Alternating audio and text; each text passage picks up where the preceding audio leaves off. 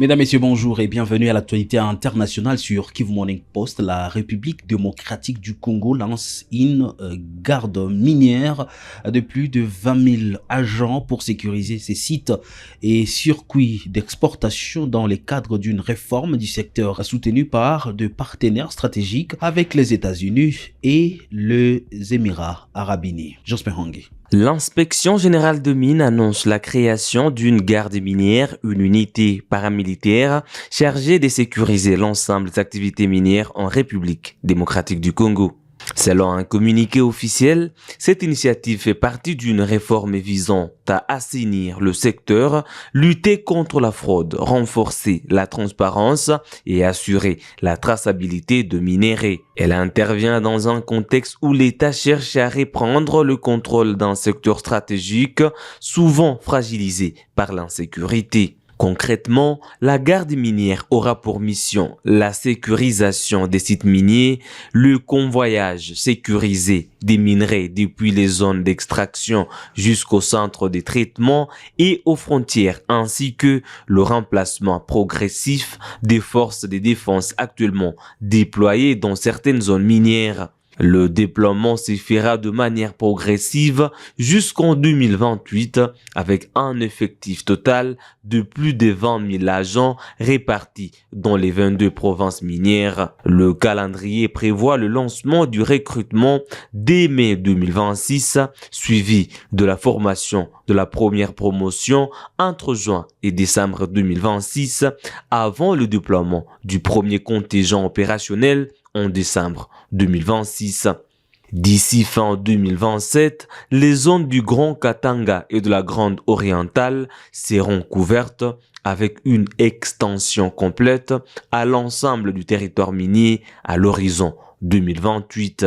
Une première vague de 2500 à 3000 recrues sera sélectionnée à l'issue d'un processus rigoureux, puis soumise à une formation intensive de 6 mois en collaboration avec les structures militaires. Le projet financé à hauteur de 100 millions de dollars bénéficie de partenariats stratégiques avec les États-Unis d'Amérique et les Émirats arabes unis. Avec cette réforme, la RDC affiche sa volonté de sécuriser durablement ses ressources naturelles, de restaurer l'autorité de l'État et de bâtir un secteur minier plus crédible et attractif. À l'international, le secrétaire général de l'ONU, Antonio Guterres, a condamné les récentes attaques au Mali, exprimant sa solidarité avec le peuple malien. Il a souligné la nécessité de protéger les civils et les infrastructures civiles. Avant cette nouvelle crise, 6,4 millions de personnes avaient déjà besoin d'aide humanitaire. The Secretary General expressed his deep concern following the attacks in several locations across Mali. He strongly condemns the acts of violence. The Secretary General calls for coordinated international support to address the evolving threat of violent extremism and terrorism in the Sahel and to meet urgent humanitarian needs. He reiterates his call for robust security coordination and collaboration across the region. Our humanitarian colleagues say the situation in the country remains severe, driven by escalating insecurity, blockades, and access constraints. Before this latest crisis, some 6.4 million human beings in Mali needed humanitarian aid, while 1.5 million of them faced acute food insecurity. La République démocratique du Congo a réaffirmé son engagement en faveur du renforcement de la sûreté maritime internationale au Conseil de sécurité de l'ONU face à la piraterie, au trafic illicite et aux menaces croissantes. La RDC a proposé, entre autres, de renforcer la coopération internationale et régionale. Le président de la République démocratique du Congo adresse ses chaleureuses félicitations à votre Excellence Abdulatif bin Rachid Al-Zayani, ministre des Affaires étrangères du Royaume du Bahreïn. Votre présence nous honore et nous offre une nouvelle fois l'opportunité de féliciter votre pays, le Royaume du Bahreïn, pour son leadership dans la conduite des travaux de ce Conseil, ainsi que pour la constance affichée en faveur de la paix et de la protection des droits des populations civiles affectées par les conflits armés. Dans le même élan, ma délégation salue la présence de leurs excellences, les ministres et vice-ministres des Affaires étrangères, à cette session. Enfin, nous remercions M. Arsenio Dominguez, secrétaire général de l'Organisation maritime internationale, et M. Nick Childs, chercheur principal sur les forces navales et la sécurité maritime, pour la qualité de leurs interventions. Monsieur le Président, les mers et les océans constituent un patrimoine commun de l'humanité, ainsi qu'un pilier essentiel du fonctionnement de l'économie mondiale. Ils assurent la fluidité du commerce international, soutiennent les chaînes d'approvisionnement et relient durablement les nations entre elles. Ces espaces stratégiques font aujourd'hui face à une convergence de menaces qui entravent la liberté de navigation, fragilisent les économies, perturbent les flux commerciaux et énergétiques et compromettent plus largement la stabilité internationale. Ce qui est un jeu dépasse désormais la seule sûreté maritime. Il s'agit également de la capacité de la communauté internationale à préserver un espace global ouvert, sécurisé et régi par le droit. En effet, le trafic illicite de migrants, la piraterie, la criminalité transnationale organisée, ainsi que les nouvelles menaces visant les infrastructures portuaires, les systèmes de navigation et les navires continuent de se développer dans plusieurs régions, en particulier en mer Rouge et dans le golfe de Guinée. Ces menaces combinées mettent gravement en péril la sécurité des États côtiers, la vie des civils et des équipages, en même temps qu'elles perturbent les chaînes d'approvisionnement.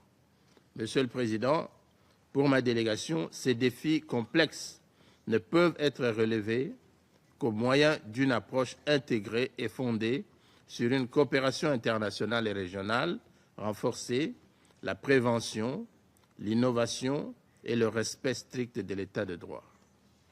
Cette approche doit s'inscrire dans des cadres durables de gouvernance maritime capables d'anticiper et de répondre efficacement à l'évolution rapide des dites menaces.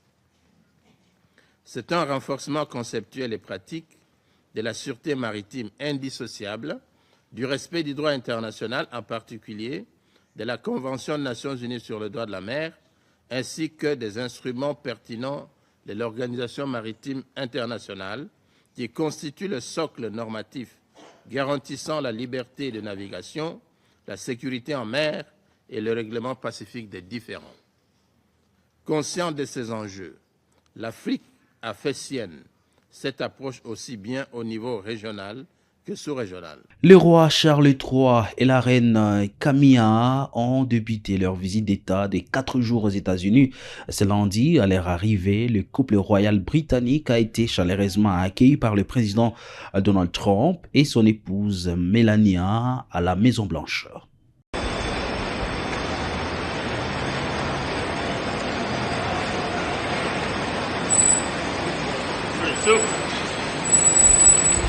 Doors, up, doors open.